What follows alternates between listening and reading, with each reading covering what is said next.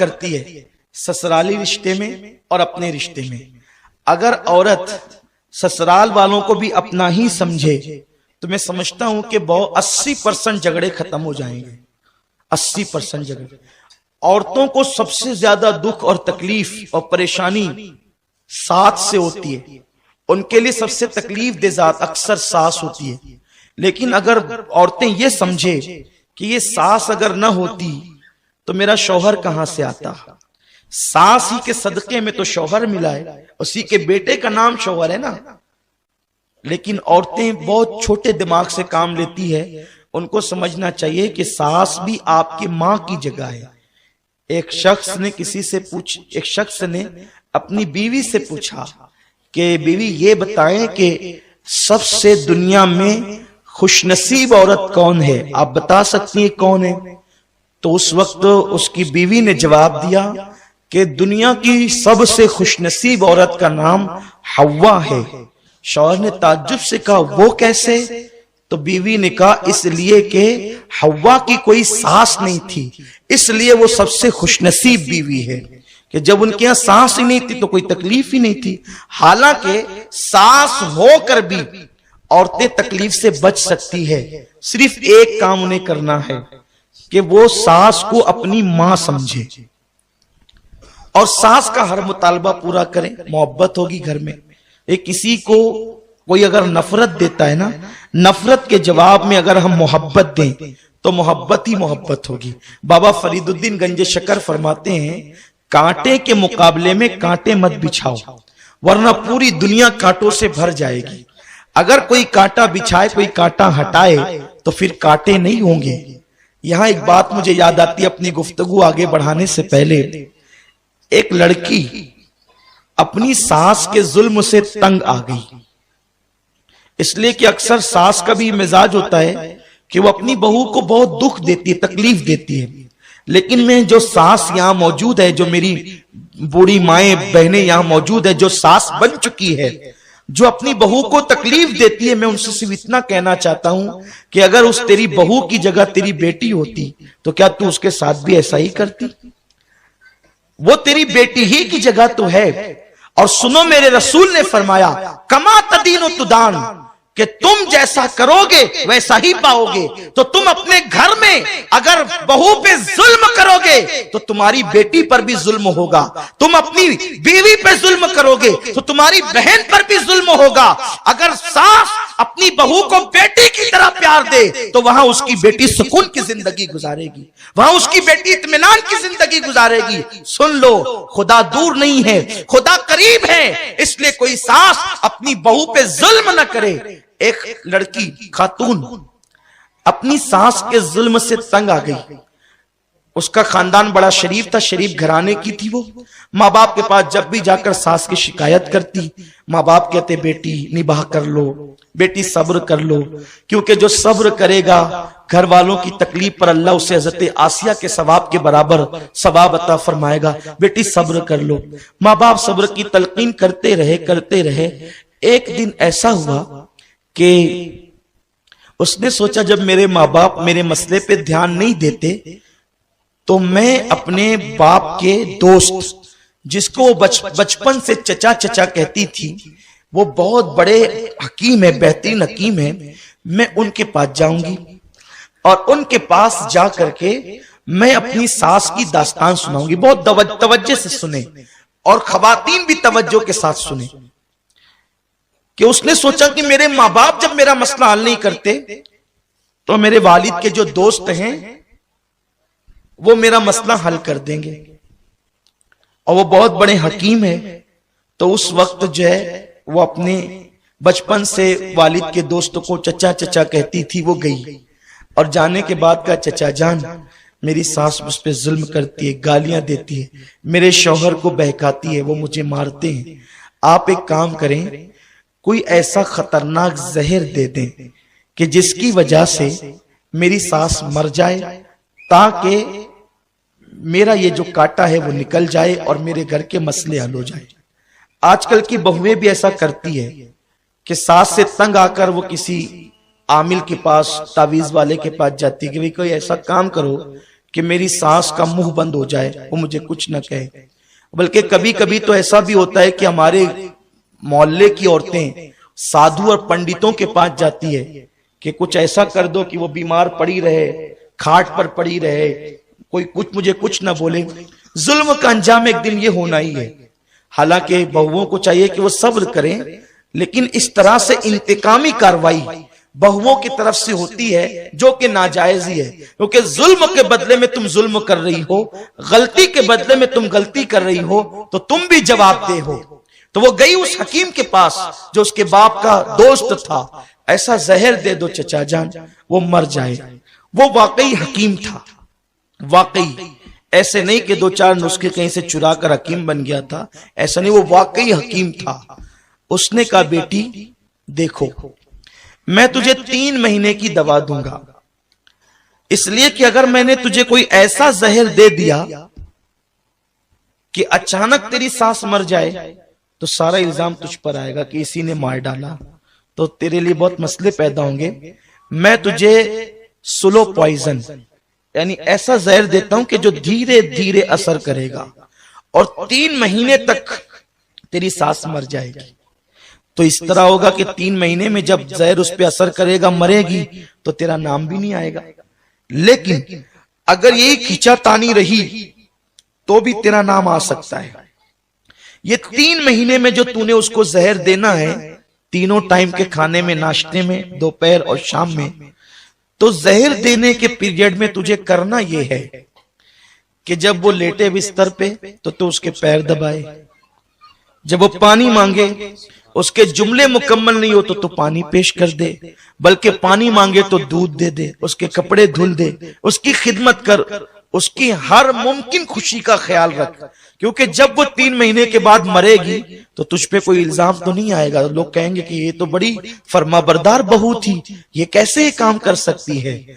اس نے سوچا بہت اچھا نسخہ ہے, جب مارنا ہی ہے 3 مہینے کے اندر اس کو, تو 3 مہینے کے لیے اتنی مصیبت تو میں اٹھا سکتی ہوں کہ روز رات کو پیر دبا سکتی ہوں, اس کے سر کی مالش کر سکتی ہوں, اسے اچھے اچھے کھانے کھلا سکتی ہوں. بس 3 مہینے کی تکلیف ہے, ہمیشہ کے لیے پھر اپنی راحت ہی راحت ہے. اس نے 3 مہینے کی پڑیاں لے آئی. لانے کے بعد اب ناشتے میں ملا رہی ہے کہ یہ زہر ہے, دوپہر میں ملا رہی ہے زہر ہے, شام کو ملا رہی ہے زہر ہے. لیکن اب اس نے خود سے آ کر کے صلح کر لی, امی مجھے معاف کر دو, مجھ سے بڑی غلطیاں ہوئی ہے, اب میں کوئی ایسا کام نہیں کروں گی. اور اس کے بعد معافی مانگنے کے بعد پھر پیر دبایا, کھانا دیا, خدمت کی. ساس کو ایسا لگا میری بہو تبدیل ہو رہی. ابھی 1 مہینے سے کچھ زیادہ یا کم دن گزرے تھے تو ساس بہو میں ایسی محبت پیدا ہو گئی جیسے ماں اور بیٹی.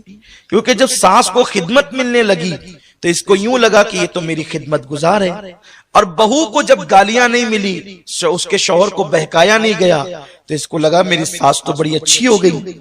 تو اس کو غلطی کا احساس ہوا کہ میں نے تو 1 مہینے سے زیادہ کی پڑیاں اپنی ساس کو کھلا دی ہے, اب یہ تو 3 مہینے کے اندر اندر مر جائے گی. ہائے میرے گھر کی روشنی چلی جائے گی, میرے گھر کا بزرگ چلا جائے گا, میرے گھر کی تجربہ کار شخصیت چلی جائے گی. تو وہ روتے دھوتے اس حکیم کے پاس پہنچی, چچا جان احسان کریں کہ وہ میری سانس کو میں نے 1 مہینے سے زیادہ زہر کی پڑیاں تو کھلا دی ہے, اب وہ مرنے والی ہے, چند دنوں میں وہ مر جائے گی. میری سانس بڑی اچھی ہے, وہ مجھے بڑا پیار دیتی ہے, بڑی محبت دیتی ہے. وہ جھگڑے سب محبتوں میں تقسیم ہو چکے, تبدیل ہو چکے ہیں. چچا جان اب کسی طرح میری سانس کو بچا لیجئے, جتنا زہر میں نے کھلایا ہے اب آگے کی پڑیاں میں پھینک دینا چاہتی ہوں اور اس زہر کا علاج کرانا چاہتی ہوں, خدا را میری سانس کو بچا لو. اس حکیم نے مسکرا کر کہا بیٹی میں نے اسے زہر نہیں دیا تھا, بلکہ تیری تسلی کے لیے کچھ جڑی بوٹیوں کا پاؤڈر دیا تھا. میں جانتا تھا کہ جب تو اسے پیار دے گی تو وہ تجھے پیار دے گی اور تیرے جھگڑے محبتوں میں تبدیل ہو جائیں گے. تو اے میرے آقا علیہ السلام کی کنیزوں, کسی عامل کا تعویذ اتنا کام نہیں کرے گا تمہارے گھر کے جھگڑوں کے خاتموں کے لیے جتنا یہ نسخہ کام کرے گا. تمہاری ساس گالی دیتی ہے تو مسکرا کر کے جب وہ لیٹے تو اس کے پیر دبا دو, اس کے کپڑے دھلنے میں تم جلدی کرو, اس کے کام کرنے میں تم جلدی کرو, اس کی دعائیں لو. پھر کیا ہوگا, پھر محبتوں کا ماحول ہوگا. یاد رکھیں ہم محبتوں کے ماحول کے لیے اپنا حق مانگنے چلے ہیں. اپنا حق چھوڑ دو سب پر, اپنا حق مت مانگو. لوگ اپنی حقوق کی تلفی کرتے ہیں, اپنی حق تلفی لوگوں کو کرنے دو. ہم پر کیا حق بنتا ہے؟ حق ادا کرتے رہو. جب تم لوگوں کا حق ادا کرتے رہو گے تو انشاءاللہ تبارک و تعالی ایک دن وہ آئے گا کہ لوگ تمہارے حق ادا کریں گے, تم سے محبت کریں گے. تو عرض یہ کر رہا تھا, حضور کے دور میں ایسا تھا کہ صحابہ کے گھر میں کئی کئی دن تک چولہے نہیں جلتے تھے, لیکن عورتیں کبھی بھی شکایت نہیں کرتی. ایک مرتبہ سرکار کے یہاں مہمان آئے تو آقا نے فرمایا, اے ابو طلحہ میرا مہمان تم اپنے گھر لے جاؤ. توجہ فرمائیں, گفتگو ختم کرنے والا. اے ابو طلحہ میرا مہمان تم اپنے گھر لے جاؤ. حضرت ابو طلحہ نے اس مہمان کو لیا, گھر چلے. مغرب کے بعد کا وقت ہے اور ابو طلحہ گھر جا رہے ہیں, لیکن دل و دماغ میں سوچتے ہیں کئی دن سے گھر میں تو کچھ پکا نہیں ہے, اسے کھلاؤں گا کیا. صحابہ کی یہ غربت تھی, یہ پریشانی بظاہر تھی. گھر گئے, بیوی سے کہا بتاؤ حضور نے مہمان بھیجا ہے, کیا کریں گے. انہوں نے کہا بچے بھوکے ہیں لیکن میں نے کہیں سے ان کے لیے کھانے کا انتظام کیا ہے. ایک کام کرتے ہیں, یہ کھانا 2 بچوں کا حضور کے مہمان کو کھلا دیتے ہیں. بچوں کا کیا ہوگا؟ کہ میں بچوں کو بیلا فسلا کر سلا دوں گی اور تم مہمان کو کھانا کھلا دینا. کہ مہمان اکیلے تو نہیں کھائے گا, اس کے ساتھ تو مجھے بیٹھنا ہی ہوگا. تو بیوی نے کہا ٹھیک ہے آپ اس کے ساتھ بیٹھ جانا, میں چراغ کی بتی بلند کرنے کے بہانے چراغ بجھا دوں گی, تم ہاتھ اٹھاتے رہنا, منہ چلاتے رہنا. مہمان سمجھے گا کہ تم بھی کھا رہے ہو, اس طرح وہ بھی کھا لے گا اور ہم اللہ کا شکر کر کے پانی پی کر کے سو جائیں گے. وہ صحابی نے ایسا ہی کیا. حضور کے مہمان کے ساتھ بچوں کو بہلا کر سلا دیا گیا, ہاتھ اٹھاتے رہے, منہ چلاتے رہے. چراغ کی بتی جو ہے وہ پہلے ہی بجھا دی گئی بڑی کرنے کے بہانے, اور یہ معاملہ سارا ہوتا رہا. وہ مہمان پیٹ بھر کے کھا کر کے گیا. رات کا ماحول تو کسی کو نہیں پتا تھا کہ کیسے گزری.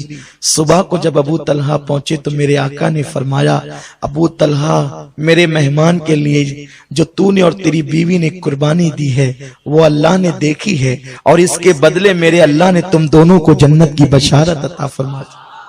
غور فرمائیں, یہ ماحول میں صحابہ جیتے تھے, لیکن آج تھوڑی سی پریشانی اور تکلیف آئے تو واویلا ہوتا ہے. حتیٰ کہ اب حالات یہ ہو رہے ہیں کہ تھوڑی سی مشکل اور پریشانی کو لے کر عورتیں سود کی طرف جا رہی. بچوں کو کھانے کے لیے کم ہے, نئے کپڑے نہیں ہیں تو سود سے پیسے لیے جاتے ہیں.